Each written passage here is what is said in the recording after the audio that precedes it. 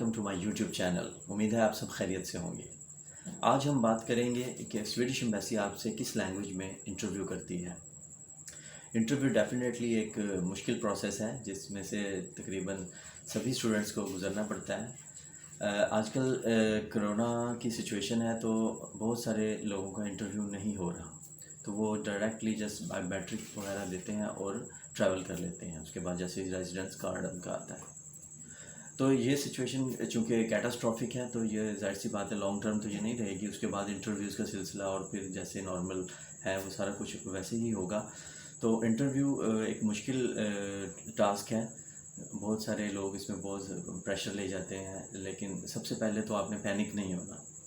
जैसे ही आपकी interview date आती है तो आपने उसकी प्रिपरेशन, यही नॉर्मल जो आपके क्वेश्चंस होते हैं वो मैं आपको एक अलग वीडियो में बताऊंगा कि वो किस तरह के क्वेश्चंस आपसे पूछे जाते हैं। तो आपने उनकी प्रिपरेशन कर लेनी है। आपको बेसिकली आपके अंदर वो एक कॉन्फिडेंस होता है जो वो होना चाहिए, और इसके साथ साथ आपको आपकी स्टडीज़ के बारे में पता होना चाहिए कि आपने जो गुज़िश्ता अपनी स्टडीज़ की हैं कि आपके पल्ले भी हैं वो, उसमें से कुछ आपको याद भी हैं। वो मोस्टली उसी में से क्वेश्चन करते हैं। पहले तो वो जैसे ही आप जाते हैं तो वो ज़ाहिर सी बात है थोड़ी देर वेटिंग में बिठाते हैं। जैसे ही आपका नंबर आता है तो इंटरव्यू ऑफिसर के सामने जब आप जाते हैं तो वो पहले आपसे हेलो हाय जस्ट मतलब बड़े अच्छे मूड में, जैसे उनका एक प्रोफेशनल एटीट्यूड होता है, वो बड़े अच्छे अंदाज में आपसे बात करते हैं। उर्दू में भी करते हैं। मैं पाकिस्तान की बात कर रहा हूँ कि जैसे मैं स्वीडिश हाई कमीशन जो है इनका वहाँ पे गया था इंटरव्यू के लिए, तो हेलो हाय होती है। उसके बाद फिर वो आपसे कहते हैं कि अब हम प्रॉपरली आपसे एक क्वेश्चनर करेंगे जिसमें आपने ये सारे जो सवालात होंगे उसके जवाब अंग्रेज़ी में देने हैं। तो वो आपको मतलब बड़े अच्छे तरीके से ट्रीट करता है। सम टाइम होता है कि मूड के ऊपर भी डिपेंड कर रहा है, अदरवाइज़ उनका बड़ा प्रोफेशनल बिहेवियर होता है, तो वो बड़े अच्छे तरीके से आपको डील करते हैं।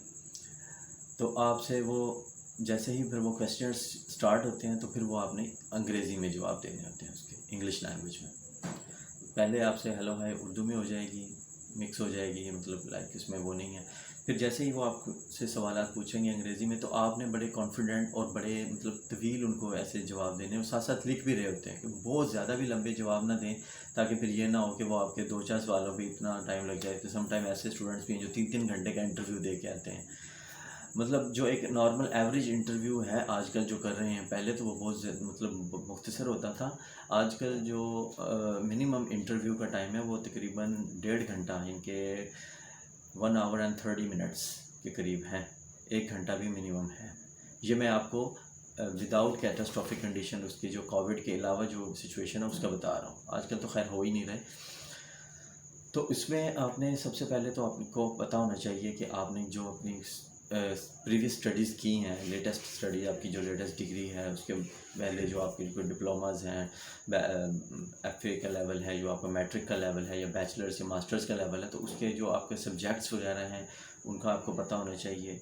उसके अंदर आपने क्या पढ़ा है, उसके अंदर से वो सवालात पूछते हैं। जैसे फॉर एग्ज़ाम्पल वो आपने इकोनॉमिक्स पढ़ी है तो इकोनॉमिक्स में से वो पूछ सकते हैं कुछ भी आपसे, कोई अल्फ्रेड मार्शल के बारे में पूछ सकते हैं, ठीक है जी, वो एडम स्मिथ के बारे में पूछ सकते हैं, कोई लॉ पूछ सकते हैं। तो मतलब इस तरह के सवाल क्वेश्चनर्स उनके पास, जैसे वो उनके पास वो हर चीज़ की डिटेल्स होती हैं कोर्सेज़ की, तो उस पर क्लिक करते हैं तो वो आपसे वो पूछते रहते हैं। फिर आपके सारे आपके जो भी डिग्रीज़ हैं उसके सारे पार्ट्स के सारे कोर्सेज़ के बारे में आपको पता होना चाहिए।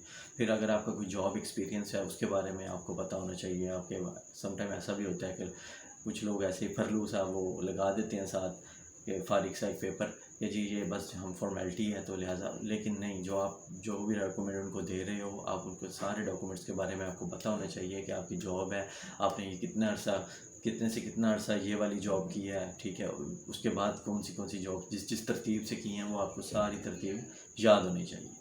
तो मीन्स इसमें आपके पास जो भी आपका स्टडीज़ का मटेरियल है वो आपके माइंड में हो, ठीक है, आपकी जॉब के हवाले से आपको पता हो, फिर आपके पास एक कॉन्फिडेंस हो, सबसे बहुत ज़रूरी है। आपके अंदर कॉन्फिडेंस होना चाहिए। आपने घबराना नहीं है। आपने ये नहीं कि वो आपसे सवाल पूछ रहा है और आप इधर उधर देख के और आप सोच रहे हैं कि यार इसका क्या जवाब होगा क्या नहीं होगा। वो बड़े रिलैक्स हो के आप उनसे कह सकते हैं कि यार मुझे इस सवाल का जवाब नहीं आता, आप कोई और पूछ लें, ठीक है, वो कर लेते हैं। इसमें रिलैक्सेशन होती है। उन्हें भी पता है कि आप जिस सिचुएशन में बैठे हैं आपका ये एक मुश्किल काम है, तो वो बड़े इस चीज़ को ऑब्ज़र्व कर रहे होते हैं डीपली, तो वो आपसे थोड़ा बहुत वो कर जाते हैं, इग्नोर भी कर जाते हैं कि कोई चीज़ कोई गलत हो गई। آپ نے جو بھی آپ کو سے سوال پوچھے آپ کو کوشش کریں کہ آپ نے فٹ سے اس کا جواب دینا ہے اور بہت زیادہ لمبا جواب نہیں دینا، ساتھ ساتھ لکھواتے رہیں. آپ نے کوئی جواب یعنی کوشش کریں کہ یہ نہ کہیں کہ یار یہ اس کا پتہ نہیں یہ ہوگا کہ یہ نہیں ہوگا. بس جو بھی آتا ہے بول دیں. آپ بولیں گے تو انہیں پتہ چل جائے گا کہ ہاں یار اس کے پاس کچھ نہ کچھ ہے. وہ جو بیٹھے ہوتے ہیں اسے ہو سکتا ہے اس فیلڈ کے بارے میں نہ بتاؤ، آپ جو بتا رہے ہوں گے اس نے وہی لکھنا ہے. ٹھیک ہے، تو آپ بس جو بھی آپ کو اس کے متعلق پتہ ہے آپ نے فوراً سے اسے بتا دینا ہے. تو فرینڈز یہ تھا مختصر سا خلاصہ کہ آپ سے وہ انگلش میں کویسچنرز کے جو کویسچن ہوں گے ان کے جواب لیں گے، لیکن ہیلو ہائی وہ آپ سے آپ کی اپنی لینگویج میں بھی کر لیتے ہیں.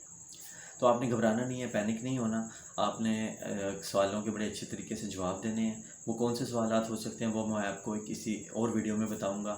تب تک کے لیے اپنا بہت سا رکھیں خیال اور مجھے دیں اجازت. تھینک یو، اللہ حافظ.